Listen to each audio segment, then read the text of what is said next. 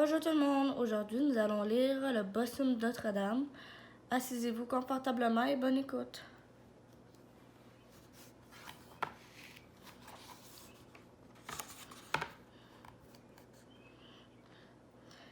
Les cloches de la cathédrale Notre-Dame carillonnent dans tout Paris. À proximité, Clopin, un marionnettiste bohémien, s'adresse aux enfants réunis autour de son chariot. « Écoutez comme c'est beau !» déclara-t-il en pointant vers le ciel. Et haut, très haut dans l'obscurité du clocher, vit le mystérieux sonneur de cloches. Soyez attentifs et Clopin vous racontera une histoire, celle d'un homme et d'un monstre.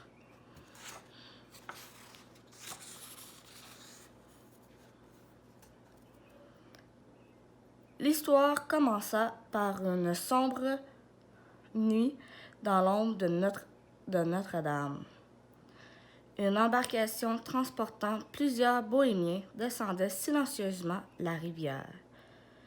4 florins pour une traversée à Paris, lança le passeur au groupe. Mais aussitôt que les bohémiens débarquèrent sur leur rive, des soldats les arrêtèrent. Le redoutable juge Claude Frollo surgit de l'ombre. Le juge remarqua qu'une bohémienne transportait un paquet. « Des biens volés, sans aucun doute, dit-il. Retirez-lui ce paquet. » Effrayée, la femme s'enfuit à la course. Frollo la poursuivit dans les rues de Paris.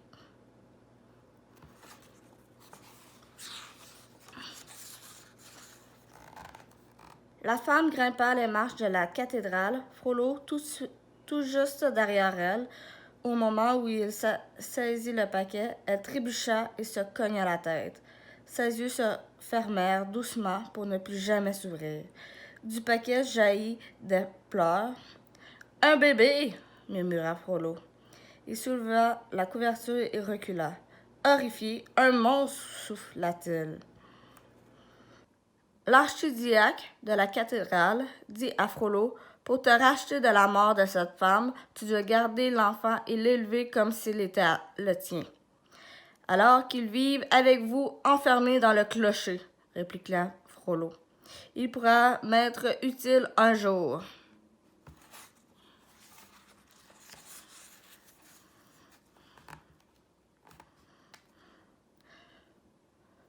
Frollo nomma l'enfant Quasimodo, qui signifie « à moitié formé ». Les années passèrent et Quasimodo devint un grand jeune homme, mais il était toujours aussi difformé. Il était toutefois doté d'une force extraordinaire. De ses bras puissants, il faisait sonner les cloches, jusqu'à ce qu'elles fassent autant partie de sa vie que les gargouilles de pierre sur les murs de la cathédrale. Lorsque Quasimodo était seul, quelques gargouilles lui parlaient. « Regarde !» s'exclama Hugo, les yeux tournés vers la place publique. « C'est aujourd'hui la fête des fous. Vas-tu y aller, Quasi ?» Quasimodo haussa les épaules et retourna à l'intérieur. La veine le regardait tristement et dit « Comment peut-on apprécier une fête si on n'a jamais la chance d'y aller ?»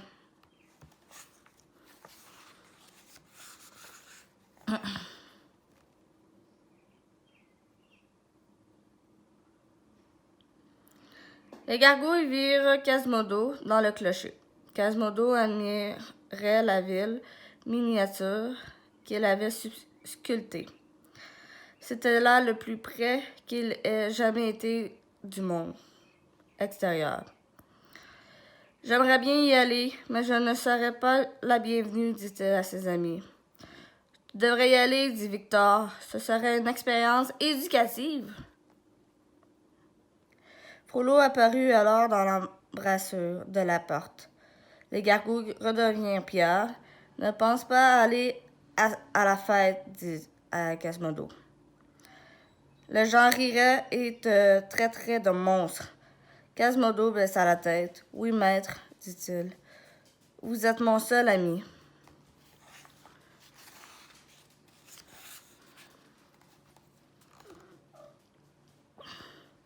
Dans les rues de la ville, un élégant nouveau venu menait son cheval, Achille. Parmi la foule, il s'appelait Phoebus. Passant devant une danseuse bohémienne, il s'arrêta pour l'observer. Elle était la plus belle femme qu'il ait jamais vue. Esmeralda lui sourit chaleureusement pendant qu'elle dansait avec sa chèvre, Jala.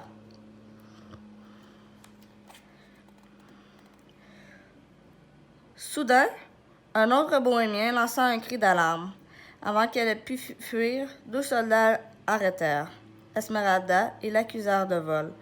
Jalia donna aussitôt un coup de tête à un des soldats. Pendant que Jalia et Esmeralda prenaient la fuite, Phoebus ordonna à Achille de s'asseoir sur l'autre soldat. « Oh là là, excusez-moi, dit Phoebus. Vilain cheval! »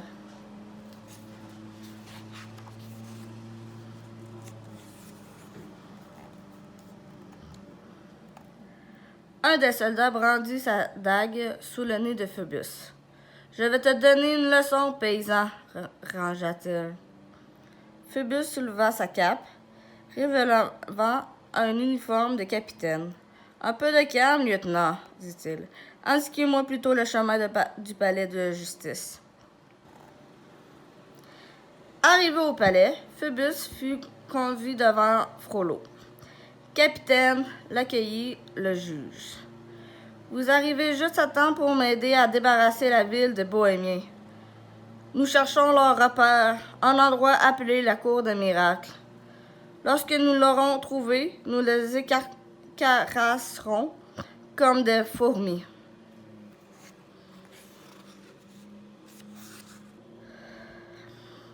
Frollo ne se doutait pas qu'au même instant, Quasimodo avait décidé malgré tout de se joindre à la fête.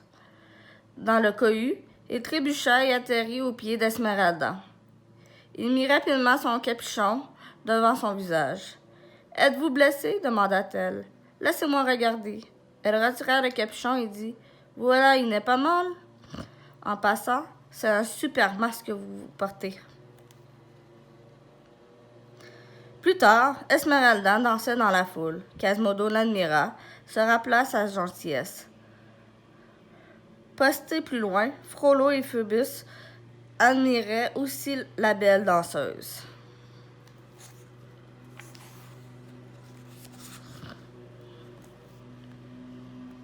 Puis vint le grand moment de la fête. Choisir l'homme le plus laid et le couronner pape des fous. Esmeralda incita Quasimodo à participer. Mais la foule eut tôt fait de réaliser qu'il s'agissait. « C'est le bossume de Notre-Dame !» s'écria quelqu'un. Sous les encouragements de Clopin, la foule couronna Quasimodo pape des fous.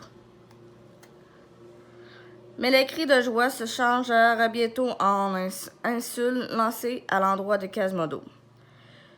Ce dernier aperçut alors le juge Frollo et cria « Maître, s'il vous plaît, aidez-moi !» Mais Frollo ne fit rien, car il voulait punir Quasimodo qui lui avait désobéi.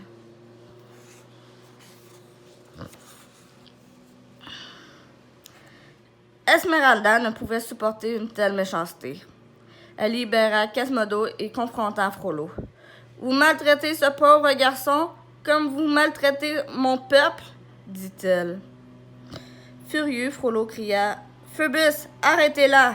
Mais Esmeralda s'enfuit. Elle se déguisa et se réfugia dans la cathédrale de Jali. Phoebus la poursuit. Esmeralda fit face à son poursuivant. Lorsqu'elle lui asséna un coup, Phoebus dit « Vous vous battez presque aussi bien qu'un homme. » J'allais dire la même chose à votre sujet.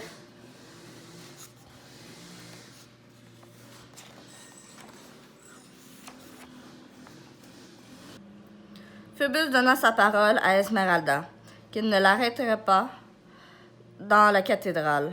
Lorsque Frollo arriva, le capitaine tient sa promesse.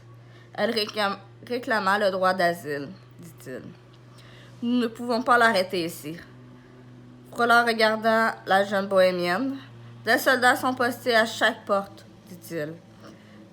Mets un seul pied dehors et tu seras arrêté. Après le départ de Frollo et Phoebus, Esmeralda fit une prière pour tous les parias de la terre. Lorsqu'elle leva les yeux, elle vit Quasimodo qui l'observait. Elle et Jala le suivirent au sommet du clocher. Esmeralda fut éblouie en voyant la ville miniature que Quasimodo avait construite. Derrière se trouvaient les cloches, qu'il lui présenta en les nommant comme si elles étaient des personnes.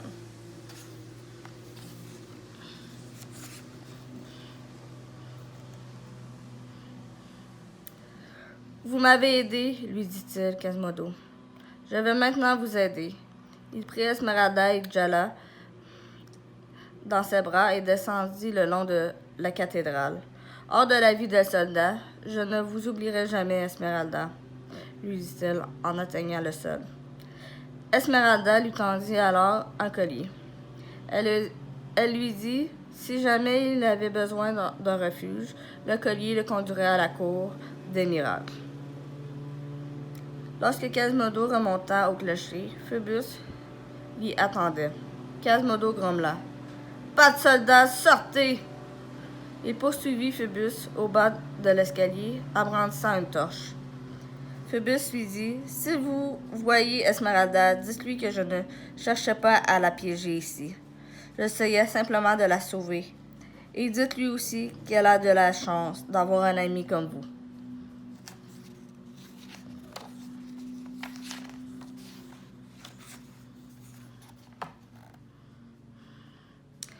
Lorsque Frollo apprit qu'Esmeralda s'était enfuie, il devint furieux. Ses soldats fouillèrent toute la ville. À une résidence, Frollo questionna les propriétaires, puis ordonna à Phoebus de brûler leur maison. Phoebus refusa. Le juge rappela alors à son capitaine, « Vous avez été entraîné pour suivre les ordres, pas les ordres d'un démon, » répliqua Phoebus. Frollo condamna Phoebus à la mort. Sur le champ, mais derrière la foule, quelqu'un vêtu d'une cape et d'un capuchon observait la scène. C'était Esmeralda. Elle ramassa un caillou et le lança sur le cheval de Frollo. L'animal rua. Dans la cohue, Phoebus sauta sur le cheval de Frollo et s'enfuit au galop.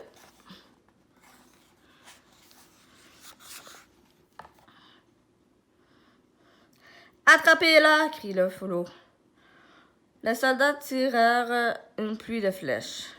Une d'elles atteignit Phoebus. Il tomba du cheval et s'écroula dans la rivière. Les soldats le regardèrent disparaître sous la surface de l'eau. Lorsqu'ils furent repartis, Esmeralda plongea dans la rivière et ramena Phoebus à la surface. Il était gravement blessé.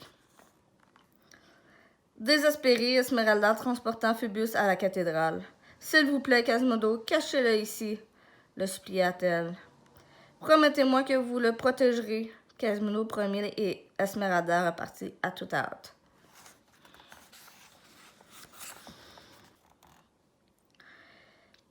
Quasimodo cacha Phoebus sous une table juste avant l'arrivée de Frollo.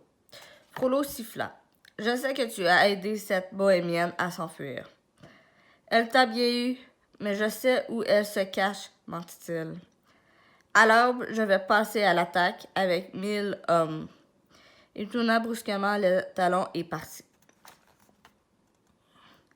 Phoebus entendit tout. Souffrant de douleur, il se lève et demanda à Quasimodo de l'aider à trouver la cour des miracles. « Je ne peux pas désobéir à mon maître à nouveau, répondit Quasimodo.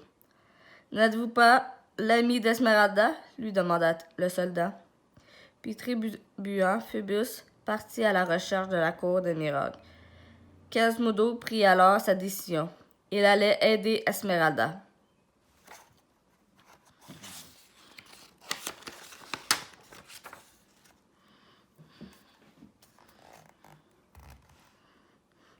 Quasimodo rattrapa Phoebus et lui montra le collier. « C'est une carte, dit-il. » Elles suivirent les directions jusqu'à un cimetière. Ils prirent un passage secret et se retrouvèrent entourés de bohémiens déguisés en squelettes. Clopin les accusa d'être des espions de Frollo. « Ces hommes ne sont pas des espions, ils sont nos amis, cria Esmeralda. Les bohémiens écoutèrent attentivement lorsque Phœbus les prévint que Frollo planifiait une attaque. « Je n'aurais jamais pu vous trouver sans l'aide de Quasimodo, ajouta-t-il. « Moi non plus, gronda la voix tonitruante de Jules Frollo. Alors ainsi, Quasimodo et Phœbus avaient conduit le juge et ses soldats au repère. Frollo accusa Esmeralda d'être une sorcière et la condamna à mort. Phœbus et les bohémiens furent emprisonnés et Quasimodo fut enchaîné dans le clocher. Bientôt vint l'heure des exécutions, la sentence d'Esmeralda. « Toute heure est venue, bohémienne, » dit Frollo à Esmeralda en allumant le feu. Soudain, un puissant cri s'éleva de la cathédrale. Quasimodo venait de briser sa chaîne. Il descendit du clocher à l'aide d'une corde, courut dans les flammes et souleva Esmeralda. Inconsciente, dans ses bras, se dégagea des soldats. Il retourna à la cathédrale où il cria « Sanctuaire, sanctuaire, sanctuaire ». Frollo, hors de lui, ordonna d'attaquer la cathédrale.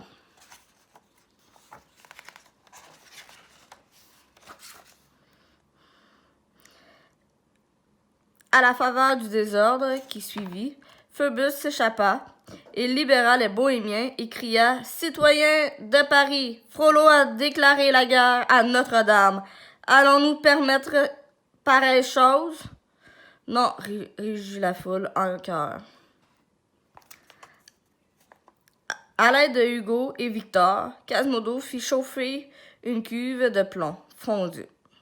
Au moment où le soldat s'apprêtait à défoncer la porte de la cathédrale, il versa le liquide bouillant dans la gouttière du clocher. Les soldats se dispersèrent en vitesse. « Venez voir, Esmeralda, nous les avons repoussés. » Quasimodo. Mais Esmeralda ne bougeait pas.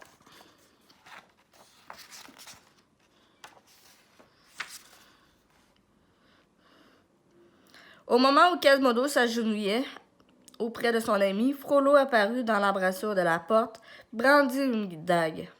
Le combat s'engageait et Quasimodo renversa Frollo au plancher. Un léger rugissement se fit alors entendre. Esmeralda était en vie.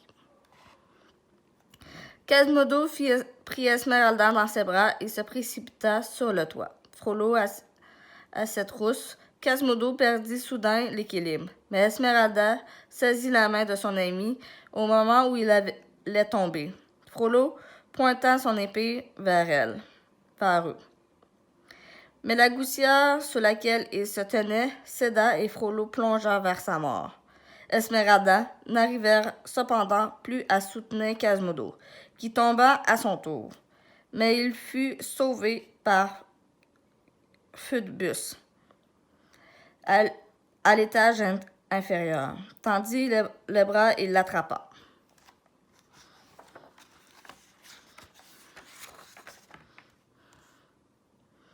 À l'aube, les portes de la cathédrale s'ouvrirent. Phœbus et Esmeralda sortirent main dans la main. Derrière eux, timides au début, mais prenant de plus en plus confiance en lui, se trouvait Quasimodo. Lançant des cris de joie, la foule souleva Quasimodo sur ses épaules et il le porta sur la place publique. Quasimodo, le bossu de Notre-Dame, sut alors que prisonnier, il ne serait plus jamais.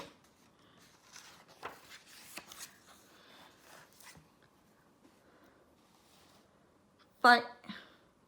Merci. Bonne fin de journée.